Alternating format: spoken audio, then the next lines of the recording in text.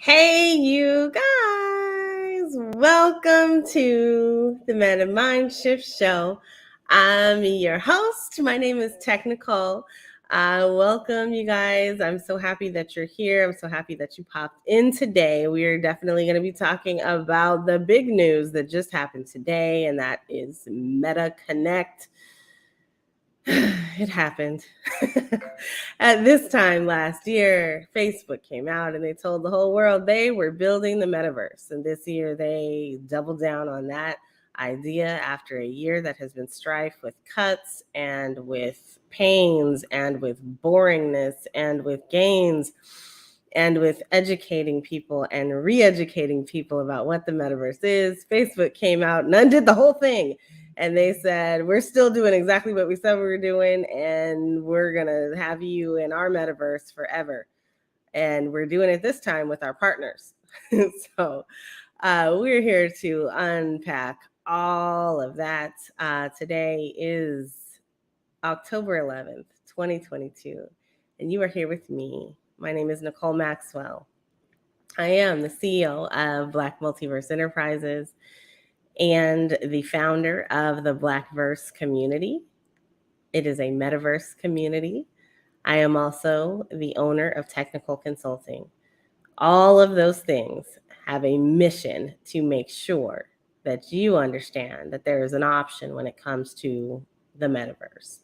The metaverse is being built up. It's being built up every single day. As today, definitely let us know is true.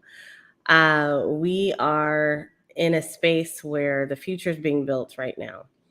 And so that makes it the present, right? If it's being built right now, if they're prototyping it and testing it, that means that we are in a space where the metaverse is not just coming, it's being built up. And it's being built up by folks who want to see us in it. Everybody wants us in it. Of course they do. But what do we do when we get there? And what does it look like to be there? And what about our data? And how do we keep ourselves safe? Man, there's a whole lot going on today. Again, Meta Connect happened today. It was for developers, but they came out and again just told us all the things that they wanted us to know about them. And that is that they are a metaverse company and they are building up the metaverse, and the world is trying to keep me from telling this story. My technology is freaking out on me today, but that's all right. I'm just going to keep going. So, but yeah, you guys, the metaverse is coming. It's for us. It is a place where we're going to thrive if we do this right. And so we have an opportunity to do things differently this time and empower the individual instead of the company. Because right now, if you are in that company, you are beholden to your supervisors and your managers, and then their managers and their upper line supervisors, and the VP of the VP and the VP's VP and the VP of the CEO, and the whole entire organizational hierarchy, and their stakeholders, which don't happen to actually be the people who are stakeholders, but those board members who demand results. And those board members are the ones who are driving the requests that everything revolve around finances and making sure that, everybody has this opportunity to be financially fat when it comes to their pockets. And so, yeah, that's true. And that's great for them. But what does that mean for us as a people? What does that mean for the little guy? And why are there little guys? Like, what is that? We have an opportunity to change that idea. We have an opportunity to put community first, to put the individual first, and to allow the individual to be a part of the community that drives everything. And that is what the real Web3, the real decentralization, that's what that's all about. And so as somebody who has loved this space for a while now, today it feels like It feels different than it did last year, because last year it was like a kick to the gut. Like it was a sucker punch, man. It was like, we're stealing the word meta, and we're also going to steal the idea of the universe, and we're also going to steal the idea of combining the beyond with the universe, and steal all of that. Plus, the historical reference to meta, we're stealing all of that. And the idea and concept behind the metaverse. And so it was a lot to process, because we had been talking about what the metaverse was and what our hopes and dreams were for it for so long. And then to have Facebook come in and just kind of say, yeah, we're still in this. And it was different. Now, this year, the presentation was different. The messaging was similar, but they have definitely learned from Web3 about how to approach the people. And that's the problem, is because now the lines are becoming blurred between what is Web3 and what is it that they're actually offering. And so they've mimicked exactly what it is that we've been doing and saying this whole time. And they've told everybody that they're doing the same thing. And if you break it down, if you were here, that's not the same thing. Like, there's no data sovereignty in that. There's no way to be fun, flexy, and funky on that side of the world, because you're going to be concerned about being a forever consumer. And maybe you're not even concerned about being a forever consumer because you don't know that that's actually a thing.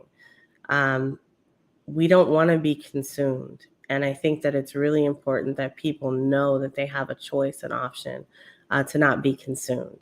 So I'm going to say this, and we're going to keep the show going. So one is, you have an option, and that option is to pay attention now, to get involved now, to understand now, so that you can build for yourself and build for your people now. And so that you can dispel the myth that this is the same thing, because it's not. There is nothing about this that is the same. So we're going to say that. That's going to be our theme for today. There's nothing about this that is actually the same. So stop acting like you are Web3, because you're not. You are the anti-Web3. You are what we're trying to change. The metaverse is for everybody. The metaverse is going to be open. It is going to be an experience where you can port from one space to another, to another, to another. And it's going to be wonderful. But what we can't do is have us be forever consumers in it. Heard a lot of things today that are future forward. We saw some technology that knocked us off our socks, knocked us off of our seats, and that's cool. But are we going to allow cool to be the thing that pushes us forward and locks us into the forever consumerism? Is that what we want? Is that what we're going to lay down and let happen? So that's kind of what today's theme is. That's what we're going to be talking about anyway. We got a lot of stories to tell, so we're not going to stick on Facebook forever, but we got to unpack what just happened. So after this word from our sponsors, we'll be right back. Thank you for being here. Don't forget to like and subscribe no matter where you are.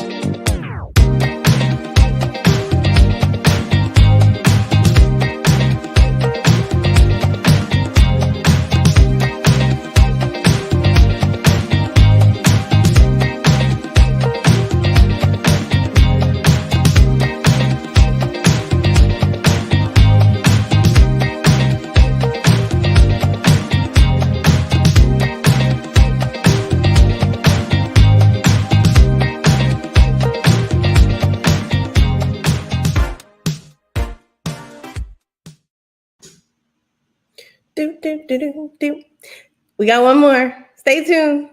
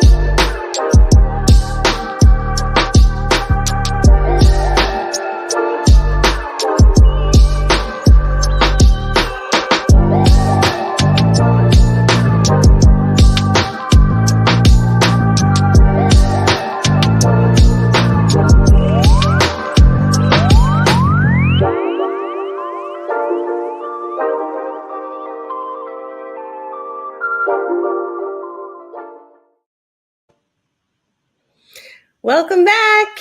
Hey guys. You are here with Technikole and you are here live, maybe, with the Meta Mind Shift show. I'm really happy to have all of you here today.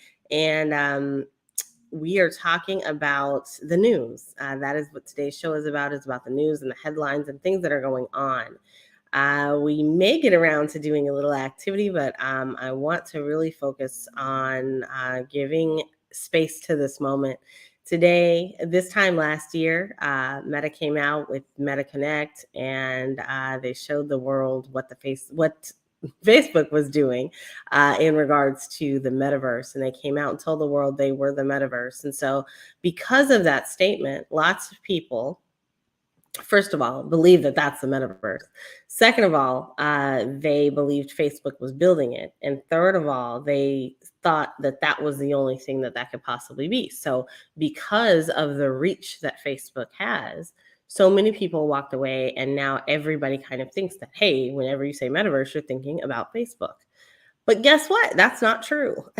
So I think we've done a nice job on this show of at least talking about the different concepts and things that are happening in the metaverse as it unrolls and as it unfolds before our very eyes. There are people who are building, and they are not related at all in any kind of way to Facebook and what Facebook is doing.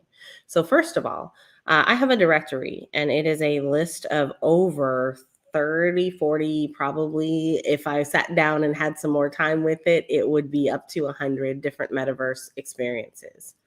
And that is because the metaverse has transformed what we're doing. And so people, the idea and the concept behind the metaverse has expanded even to me.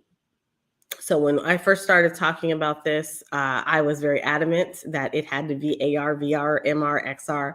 And if it wasn't, then that didn't count. That wasn't the metaverse, and that's it.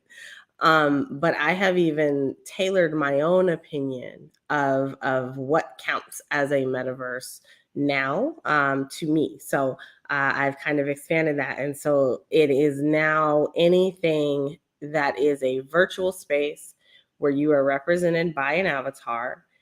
And from there, you can kind of flush it out a little bit more. So if you are able to interact with others, that is a big factor in what should be a metaverse. But you can also have a metaverse of your own, that you're the only person there. And maybe you fill it up with a whole bunch of bots that hang out with you and talk to you, and maybe they're programmed with GPT-3, and that's all you ever want because you don't really want to be around anybody anyway. That can be still a metaverse experience. And so, a lot of people are caught up on this whole, is it social VR or is it a truly interconnected and interoperable experience?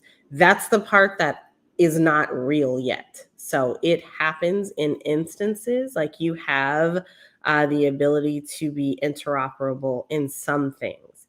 You have the ability to be interconnected in some things, but the fullness thereof, like that isn't real yet. Like we haven't gotten there yet.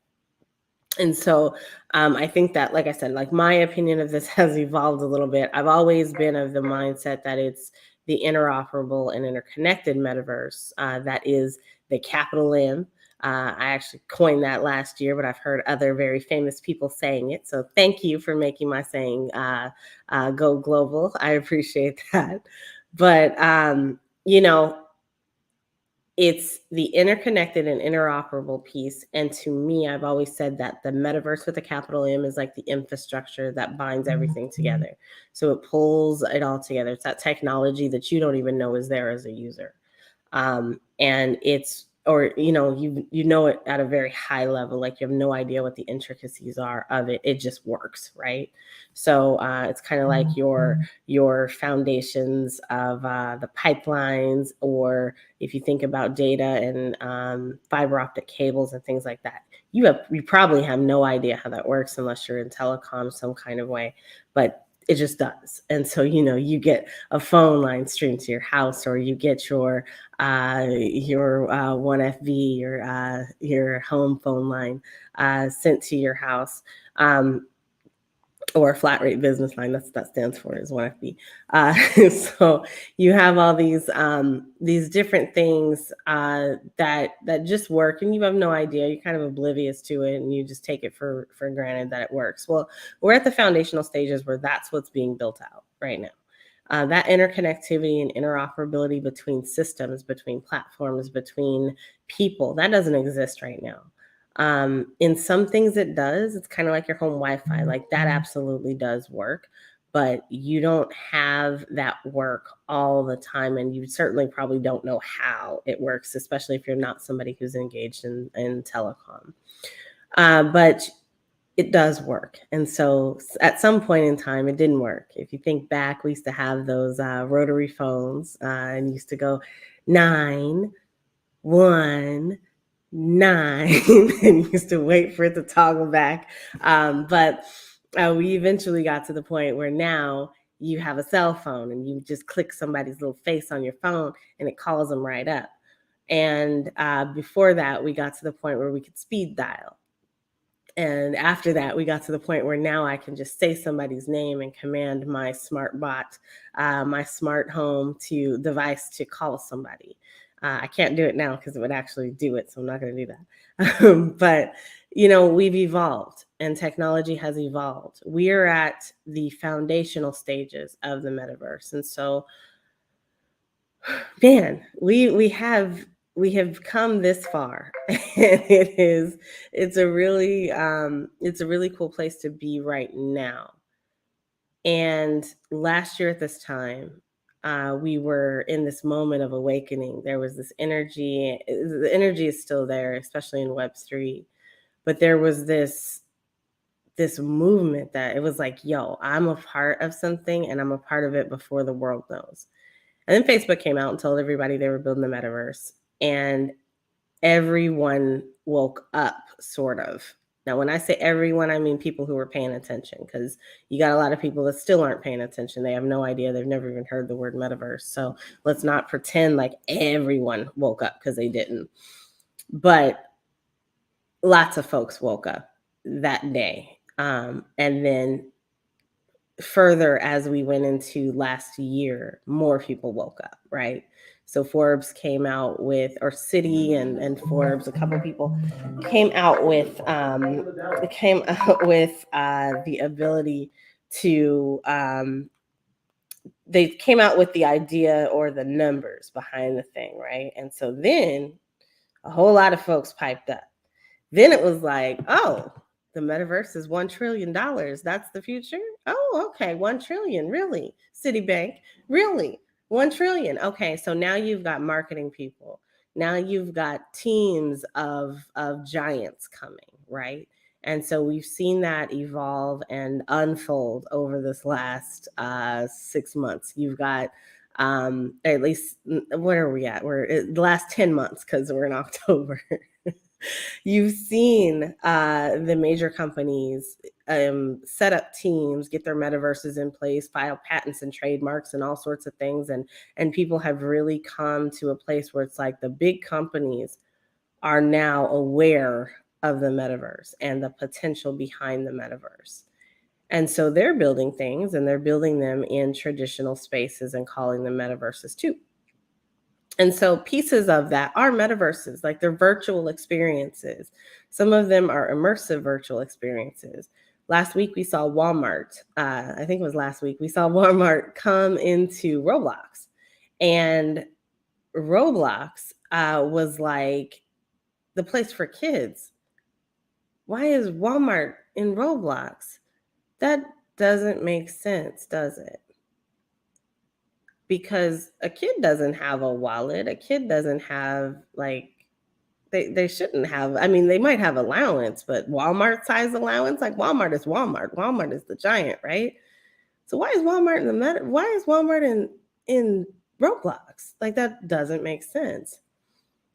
Except they are, not just once, but twice. They're definitely in the metaverse. They have 2 different spaces there. And I asked my niece, I said, did you go to Walmart in the metaverse? And she was like, huh? And I said, did you go to Walmart in the metaverse? And she said, no. She's 7. And I said, well, did you go to Walmart and Roblox? And she was like, why would I do that? That's the response that a kid's going to give you, because why would they go to Walmart and Roblox? That doesn't make any sense. Adults go to Walmart and Roblox. So now we have to ask ourselves, what are folks doing? And we do have good things that are coming, right? Like we heard today that Facebook, so first of all, Facebook had Meta Connect today, and they came out and they talked about all the things that they're doing, all the little things that they've been doing in their basements with their little tools and things. And some of them sound really, really fun, but a lot of it is gaming. A lot of it still just further establishes everything that I said, that the future, and they even said that once today, that the future is based and being built by gamers. It's based on gaming, and it is being built by people who game. And everything that you do at one point or another in your day, you're gamified in some kind of way. If you're scratching off a lottery ticket, guess what? That's a game. If you are, we had this conversation a couple days ago. Like, there's a lot of things on Clubhouse, actually. There's a lot of things that you do on a daily basis that are gamified, and you don't realize it because it's fun or because it's this cool thing that you do. When you have a challenge or competition, guess what? That's a game. It might be sport, but guess what? Sports are games. So all of those things are helping to build out the future and how we see things. Now, here comes the problem. I think that it's really cool that you have designed this tool, which is the Quest Pro 2, I think is what we're calling it. I don't know what it's called. The new one that's coming out, the one that they announced today. It is very cool. It looks slick. It's a lot slicker than the one that we have now. It's a lot more beefed up than the one we have now. The price tag matches that bad boy, because let me tell you, when I talk about a triple, quadruple leap from where the price point is right now to where they're going. And that doesn't include the haptic gloves. It does not include the haptic gloves. It just includes the headset. And I think they said they were adding in a charging station. So you've got that. But when you think about all the things that that thing can do, it's just collecting you on a daily basis. Now, I am a proponent of the metaverse, and I am a proponent of VR. But what I am a proponent of is making sure that we as a people actually are able to own the data. Like, give me that data. Let me have fun. Let me enjoy everything that I do. Let me decide, who I'm going to transact that data with, because I'm putting it out there into the world. And that's okay. Like, if I choose to be in VR, I should be able to choose to be there, but be safe doing it. And so I might concede to allowing you to use my data to make your products better, but I don't necessarily concede. I don't want to concede to giving my data to your third parties to handle, mishandle, and mismanage and transact and get paid on. Unless it directly contributes to my personal experience. And even then, I think that there are some things that I still want to have a say-so on, because, all the stuff that has happened with Facebook has actually happened with Facebook. Like, we know who we're dealing with. And we know that while you create some really cool looking, slick stuff sometimes, that at the end of the day, you are just a data collector and a data miner and harvester and a transactor of my data.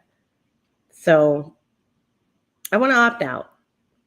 And that is what the decentralized metaverse allows you to do. Now, don't get me wrong. I'm a proponent for the decentralized metaverse for sure. But there are things about that are also becoming convoluted when it comes to the original intent. So the original intent behind Web3 is literally what it says in its definition, and that is to have a decentralized world, a decentralized future of the internet, Web3. And we've not got there yet. We're still early on. And so I am somebody, you are somebody, if you're paying attention to this and thinking strategically about how you can come into the metaverse or what that looks like for you to be here, you are somebody who is thinking about what that could look like for you in your future. You're an early adopter. We're about to get out of the phase of being early adopters, I think, because so many people are now waking up and saying, hey, this is what I'm going to do, and this is what I'm going to look like. I'm going to look just like I do in Web 2, and then say I'm Web 3, because that's what works. But that's not the same thing. And I think that the decentralization part of it, it really does matter. It makes all the difference. So when you say that, no, I want your products and your services, but I want my data. We should be able to say that. And I think that we don't have that option. And if people keep making Web 2.5 solutions instead of really striving for Web 3, we're never going to get there either. And so we are going to be stuck with the big, beautiful partnerships between Facebook, Microsoft, and Accenture that keep us locked into the metaverse forever as consumers. And we don't want that. Like, why would I want to be a consumer in the future? I want to be a producer. I want to be somebody who enables others and empowers others through my creativity and through the things that I put out in this world. And you can too. And we're told so many times that, like, you can't do this, you can't do this, you can't do this, the rules, the regulations, blah, blah, blah, blah, the guidelines, the legalities, all of that. Some of those exist and some of them are good, and some of them do need to be there. But we have a deeper meaning behind decentralization, and that is also the disruption of a central entity in power.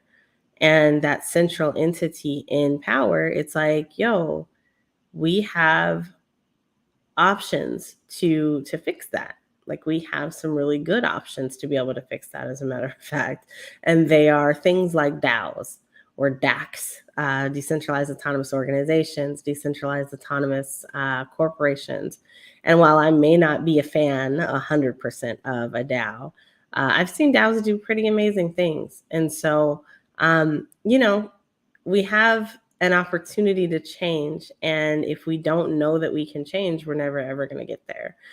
So let's look at some headlines from this week, just to see kind of what's actually going on in this space and in this world of the metaverse.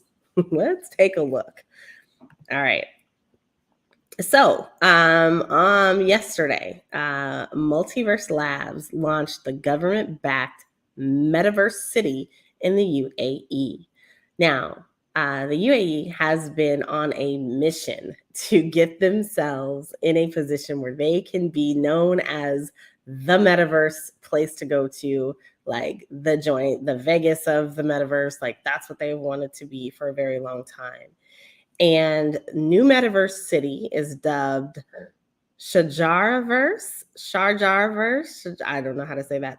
SHARJAH verse was described by Multiverse Labs as a photorealistic, physics-accurate metaverse that encompasses the UAE's 1,000 square mile surface area. The virtual city supports the local tourism industry and potentially creates new metaverse jobs, which align the efforts that were announced by Dubai earlier this year. And so it's kind of cool because the UAE and Dubai are kind of in this competition to see who can build the metaverse first and who does it better. And all of that just means really great things for over in that part of the world. They are trying really hard to pull businesses and business owners and metaverse relevant folks over that way. Many have been in contact with me on a regular basis, and I'm unfortunately not in a position where I'm just going to up and go on over there. But I know people who are, and they're people that look like me and you, as a matter of fact. So, there are a lot of different things that are happening, and we need to be aware of them.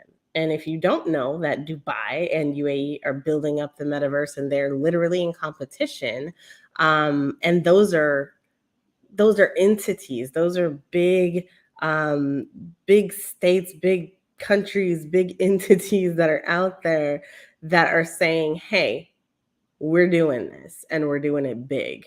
And so that in and of itself is in competition with what Facebook is saying as their metaverse, right? So that's one thing. This week, as of yesterday, Formula One actually filed F1 trademarks, which cover crypto, NFTs, and the metaverse. And so we know that we've seen tons and tons and tons of people filing for trademarks, or these big organizations filing for trademarks and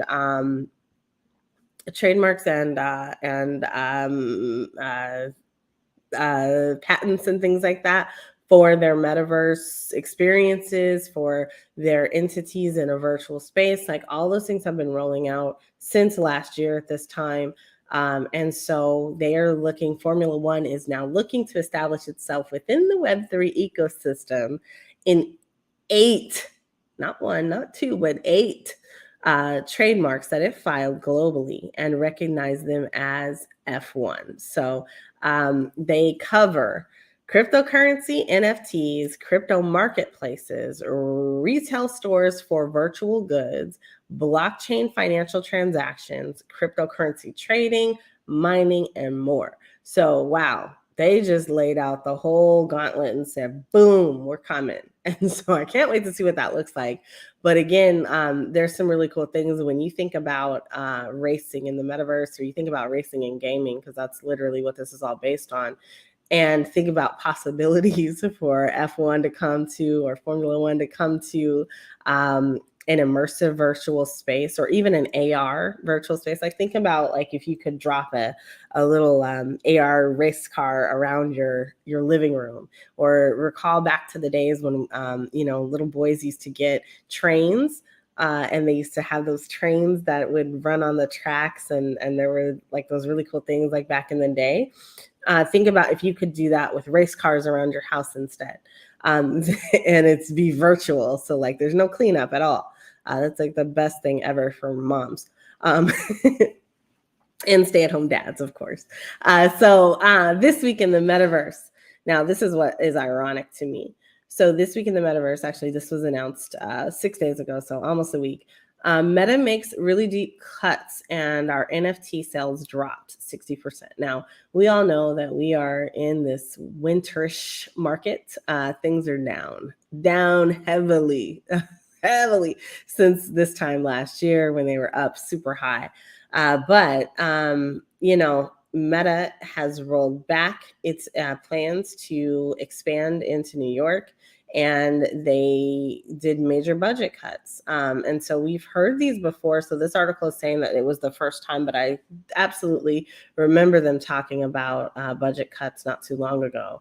And, Tim Cook over there at that Apple place, he talked about how he's got his doubts about VR and the metaverse. And of course, we know that that's because he's propping up himself and his upcoming AR glasses. And so you guys have to read between the lines when some of these articles come out. So yeah, of course he's going to say that, there's nothing to VR. But what we did hear in the Meta Connect conference today, or the experience they had today, is that they actually are looking to a future in AR as far as the FB goes. So this week in the metaverse, the Metaverse Spectrum announces the Metaverse 100 companies that will chart the future of this disruptive technology. And so there is now a list of 100. Those are 100 companies that the Metaverse 100 has claimed is now the top metaverse innovators. And so my thing on this is, it's ironic that all of these are these big, huge brands. You've got Roblox, Epic, Niantic Labs. Some of them, the ones that you expect, like Meta and Yuga and Qualcomm, like all those are here. But what you don't see is, and so yes, and you also have Fortnite and Unreal Engine, but what you don't see are creators. And so the creators, I know this is a technology based list of a 100, but where are the creators at? Like the individual creators who are out here sitting at home making out these wonderful NFTs with all this ridiculously innovative utility in NFTs, like they should be the ones on this list. This list is humongous. It is quite healthy in terms of dollar value. If you were to put that out there, I would love to see what that actually ended up looking like the bottom lines of all these companies just being able to sit on this list. But we see a lot of our favorite metaverse spaces here. Ironically, we don't see a lot of our other metaverse spaces here. So you don't see like, let me just check the other name. Yeah, like you don't see Crypto Voxels on here, and you don't see Sandbox on here, and you don't see what's that other place? Oh wait, Somnium Space is there. So that's kind of ironic, I think. So it's just it's an interesting list for sure of companies that they're saying are building out the metaverse. And yes, Meta's actually there, and they did not put Microsoft on there though. So one of the things about today's Meta Connect is that they were so excited about this partnership with Microsoft. And it's like, first of all, the partnership was announced last year, so this isn't news. But they're coming out, and like I said, they're trying to adopt some of the nomenclature from Web3 so that they can convolute the issue. We talk a lot about community, and we talk about alliances and trying to be strategic with like our communities and bringing them together and creators and things like that. So in reference to this year's conference versus last year's conference, you heard a shift in dialogue. And they really did, to me, adopt some of the language that we use to describe our metaverse experiences so that they could seem more palatable to our communities. And like I said, it just really does convolute kind of everything that is going on there. And it makes it really hard to tell, like, what's the difference? Like, what is the difference between your type of metaverse and my type of metaverse? And the reality is, your type of metaverse is going to have me locked in as a consumer forever. So, all right. Now, here's an interesting story that I absolutely think is 100% true. And now this one comes to us from CoinDesk. It came out on the 7th. And this one says, it's lonely in the metaverse. DApp Radar suggests that Decentraland has 38 active users daily in their $1.3 billion ecosystem. What in the hell is that about? Oh my gosh. 38 users in Decentraland. Now, at any given point in time, you can jump in Decentraland and actually jump in and look for yourself. I would say that this is a combination of a few things.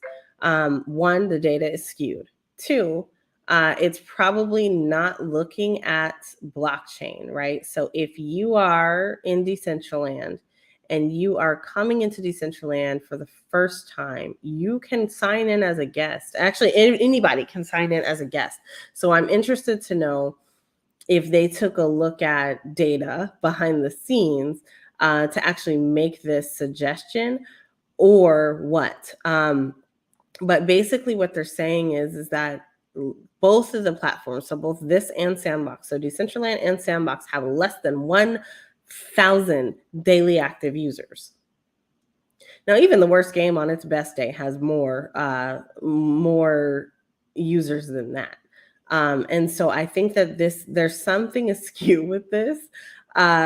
First of all, I'm not a big fan of either of these platforms, so I'm not surprised, but I am surprised, right? So when you go into, let's say, Decentraland, we could go in there right now.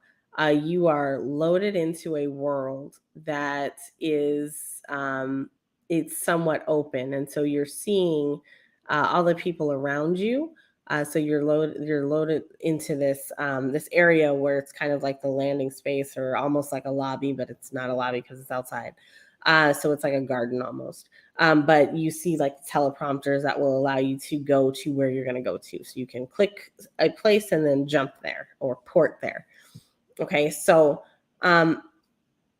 this is a problem not just in these types of spaces, but it's a problem in a lot of different spaces because it's still early. And so the idea is that you got to get in there with friends. You have to get in there with the community. And so we are building up a community for our folks here at the Meta Mind Shift Show. And so we want to make sure that you have people to hang out with when you want to jump into the metaverse and you want to experience the metaverse in different ways, or you want to talk about it. You want to have a group of people that you can connect with. And sometimes when you're coming in there by yourself, like maybe you're the only person in your realm who's actually talking about the metaverse. Well, you want to be around other people who are talking to you, because otherwise everybody's looking at you like a deer in headlights, and that cannot be fun sometimes. So we're building up our community. You can join at metamindshift.com. Just fill out the form, and then you will get access to what we are building out when it launches. So we have to get that number to a certain number. So invite some friends, invite some people who are also metaverse curious and want to see what this whole thing is about. Tell them to sign up for that link so we can launch. So the more people that we have, the sooner the better. And then we can all start jumping in together. So that is absolutely a challenge for all of our viewers here. And if you are listening to this on Spotify, you can go to metamindshift.com. If you're watching this on YouTube, don't forget to like and subscribe. If you're watching this anywhere else, metamindshift.com. And if you have questions, pop them into the chat on YouTube. Okay, so interesting story number 99 that happened this week. This one was on Fortune Crypto. So Fortune Crypto rolled out this week in the metaverse. And so, every day, like I'm somebody who literally goes through the news and I read up on like everything that's happening in the space so that I can keep my arms around things as much as possible, at least at a high level. And so they're coming out with this week in the metaverse. And so they're coming out with an idea that they are able to talk about, the metaverse with their team of people who are interested in it. And it's going to be a segment on Fortune Crypto. So I think that is really cool. And we want to see more of that kind of thing. Like we absolutely want to see that. In other news, Every Realm is eyeing communities of scale in the metaverse. So Every Realm, I believe, is dedicated to kind of education around the metaverse, and they are an interesting little group out there. But they are now starting up looking at scaling. So how do you scale in the metaverse? So you've got this community and you've got these communities of people that are out here. So how do you scale that community? Is that a platform that you scale to? Do you increase the size of the environment and platform that your metaverse is on? If you only bought one plot of land, what do? Are you going to sell that plot of land, or are you going to expand that plot of land? Like, how do you do it? I think personally that there is a great advantage to owning a single plot of land and then being able to buy the rights to build up. So maybe your neighbors don't want you to do that. So it'd be an interesting use case. Like, how does that actually work? Especially if you're in a decentralized space and your neighbor does something that is egregious to you. How do you can't just like walk over and say, hey, shake your fist at them and they're going to just say, you know what, I'm decentralized. It's anonymous over here. Let me put up my little wall. I don't want to see you anymore. Let me block you. So I think that there's some really cool things that can happen when it comes to property expansion and innovation in the metaverse and in spaces that actually allow for fractionalization and the rollout of a virtual land. So we'll keep our eyes on things like that, but that's a great idea. So like, how do you scale when you've hit it big in the metaverse? So keep your eyes open for things like that. If you got a solution, go into Web3 and create it, put it on the blockchain. All right. All right, so this one was released 8 hours ago, and that is that Asia's largest metaverse NFT event, Seoul Meta, is going to be held this week. So Seoul is not Soul, but it is Seoul, and so that is Seoul, Korea, and they are hosting a metaverse event this week, and it is happening. And I think that it may have already happened. Well, this just got posted. So yeah, it has to be happening this week. So it is going to be hosted by Korea's top comprehensive broadcasting station, TV Chosun, and their top consulting group for digital meeting experiences, which is Chris and Partners. Tickets are going to be available, or were available, until September 25th. So they are no longer available, but that's happening. And they're going to be featuring things like NVIDIA. NVIDIA, if you guys are not aware, is putting out the Omniverse, and Nokia, Nokia phones, talking about the metaverse. Samsung, talking about the metaverse. The Sandbox, LG, and KT are all going to be there at MetaCon 2022. So, okay, we're all excited. That's all cool. That's great. We just ran through a whole bunch of articles that talk all about how these big companies are coming into the metaverse. So what does that mean for you?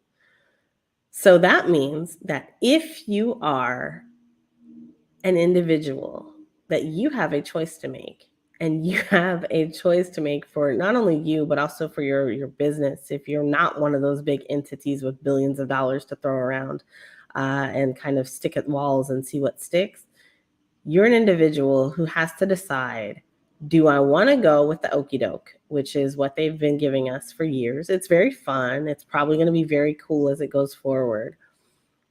Or do I want to be more concerned with my own data and being able to recoup finances and funding for the activities and productivity that I do in a space?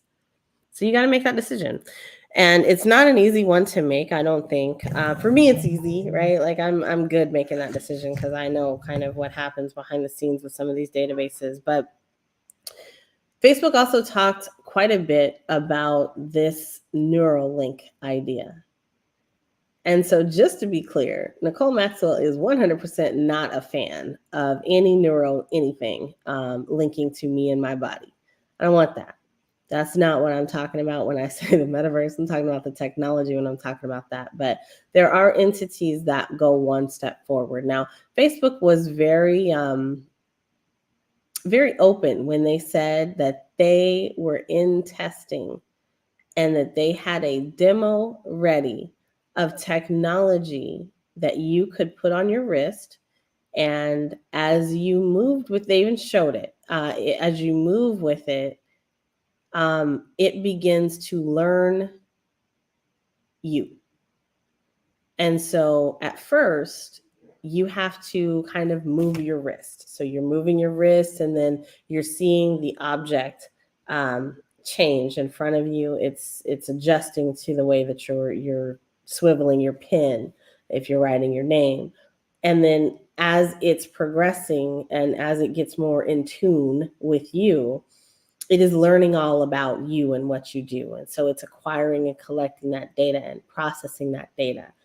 This is a thing called machine learning. And so it is learning all about you, getting better and better and better. And eventually, it is inclusive of artificial intelligence. And so those two things are combining together. And eventually, that thing has learned so well what you want to do that you don't even have to move your fingers anymore. Like they showed that the guy's hand was just static. It just stood still. And the object on screen was still moving because he was wanting it to happen. And so when I say wanting it to happen, he was thinking about it. I think that there's something super scary about that. I've definitely seen movies that have taken us down this road before. And even if I hadn't, I have a great imagination, and that imagination can run wild. But this isn't new, right? Like, so Google came out with hand tracking technology for Google Home Hub like 5 years ago, 5 years ago, something like that. 3 years ago, I think. So our phones have gesture control. Like when I go to pick up my phone, like it lights up because it knows I'm about to do it. Or if I'm in my kitchen and I want a song to stop playing, I can just use the stop symbol and with my hand, and it will stop. This takes all of that to a whole nother level because it's now technology that is able to track my heart rate. It's able to track my perspiration. So if I'm sweating or if my hands get clammy, I will have on a headset. And so if my eyes dilate, it's going to be able to see that. And so if somebody is attractive to me and my eyes kind of flicker a little bit, like it's able to sense that. If I like the color green and my eyes pop every single time I see something green because green is the best color in the whole planet, then it senses that. And so it knows that. And so what I'm afraid of, what I don't want to have happen, what I am a big proponent against is using that type of data to enhance my experience. Because ultimately, some advertiser somewhere is going to find a way to take that data and enhance my experience so much that everything that I see is targeted to make me want to spend, buy, and be consumed continually. And that is the one thing that we all need to be aware of and be thinking about. Why would you want that to happen to you as a human being? Like, those are the kinds of things that we need to be aware of. And so I know that we have a great opportunity to build the future that we want right now when it comes to the metaverse. We have an opportunity to embrace decentralization, to embrace the disruption of having these single entities own all of our data. And by single, I mean the big partnerships that just happened too. Just because there's more than one person, like that's still a centralized entity of the FANG companies owning our data. And I know that as an individual, it's going to take work. Like it's hard to be self-sovereign. Like I've been trying to be self-sovereign all year. There's a learning curve to that. There's education and training to that, and it sounds like hard work. But you know what? At the end of the day, I have got to believe that people want to be free. We heard Warrington Hudlin, and he said, the future of the metaverse means that we are free. It is freedom. And so I implore you to check out and check in to everything that is being said. Line it up with what Web3 is supposed to be. Verify, validate, and do some research. Do your own research, DYOR, and become active so that you can tell the difference between what is being offered, what is just something that's really cool, and what is something that you don't even want to mess with. I appreciate all y'all for watching today, and I am so grateful for the opportunity to be able to share this information with you and bring it direct to you here on the Meta Mindshift Show. If you are interested in being a sponsor, please do reach out to me at metamindshift.com. I want to thank I am the executive producer, but I want to thank our producer, Mark Lee, and I also want to thank the Black Business Network for being able to allow us this opportunity in partnership with Black Multiverse Enterprises. So with that being said, I want to thank all of our sponsors. So let me back up just a second because we got to thank all of our sponsors a little bit. And so all of those sponsors, we have some actual announcements though that I need to run through before we do that. And so one of them is that we have the Black Multiverse Enterprise Black Speaker Hall of Fame that is coming for 2022. If you know of a Black speaker, please do reach out to us at speakers@blackmultiverse.io. We also at Black Multiverse want to say congratulations to the whole family over at Black Multiverse, all of our board of advisors, as well as our employees. We have been awarded with the High Impact Award with our Grow with Google partnership. So thank you for that. Never be limited by other people's limited imaginations is our slogan. Again, with Black Multiverse Enterprises, we are hosting a series of skill up programs. And so this program is designed to help you skill up in the basics of Google throughout all of the rest of the year. So every Tuesday and Thursday from 10 a.m. to noon Eastern Standard Time, you can sign up to learn something new and put that Google account to use beyond search and beyond the idea of Gmail. So there's a whole lot out there that you may or may not know. And if you don't know, now you know. And so I also want to very quickly, I want to say thank you to our sponsors, and that is thank you to Black Multiverse Enterprises. Thank you to the Blackverse Metaverse community. Thank you to Technikole Consulting. Thank you to the EE Testing Center, and thank you to Black Business Expo USA, Black Business Olympics, and the Black Business Network. And thank you to the one and only Artsy. So I appreciate all of our sponsors, and we do definitely say thank you to everybody who is sponsoring us and everybody who is helping us to push this thing forward.